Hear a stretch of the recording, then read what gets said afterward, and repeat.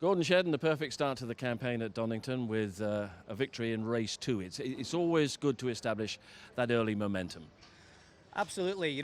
Season starts have never really been my forte. I think all the way through, it's kind of got stronger as the year's gone on. So to have a weekend like that at Donington was really positive. But now, obviously, hopefully, we can just carry that momentum into this weekend and the following ones as well. And no doubt it was useful to have the 3-week gap between Donington and here at Brands. What sort of reflection did you make internally? What sort of analysis did you make of what went on at Donington, especially in terms of hybrid?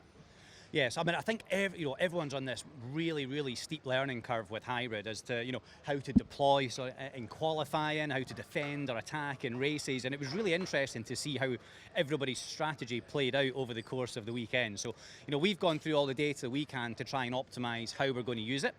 Although having said that, in qualifying, I have that amazing number of 1.5 seconds per lap to use, so it's not going to pay too much dividends for me. But certainly, kind of long term, that's the focus to really optimise that system.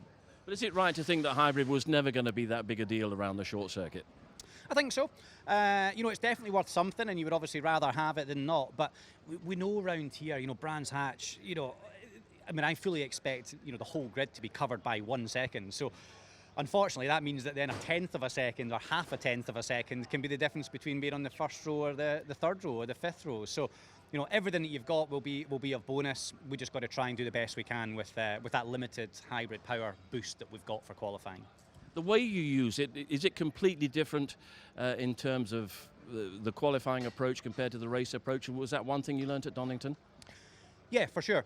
I think obviously in qualifying trim you're trying to do the best lap time with it, but that generally goes out the window in race trim when you've got 29 cars all harassing you and menacing you for track position. So certainly I used it in a couple of good places in Donington that helped me complete some overtakes, which was fantastic. That's the whole point of hybrid. It's never supposed to be like pulling 17th gear on the Fast and the Furious and a big turbo boost, but it was enough to get the job done a couple of times, and that's really positive to see.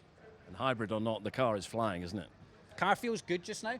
We've done a lot of work over the winter at Team Dynamics just to try and accommodate hybrid, and it's not just as simple as putting the hybrid system into the car. It changes so much, in terms of weight distribution and cooling and so many other things. So it's a new car for this year. It's a new chassis for both Dan and myself. We would try to optimise in a few areas. So far it seems okay, but you know as well as me, this championship needs constant evolution. If we don't keep moving forward, we'll go backwards at 1,000,000 miles an hour. Absolutely. Have another good weekend. Fingers crossed. Thanks.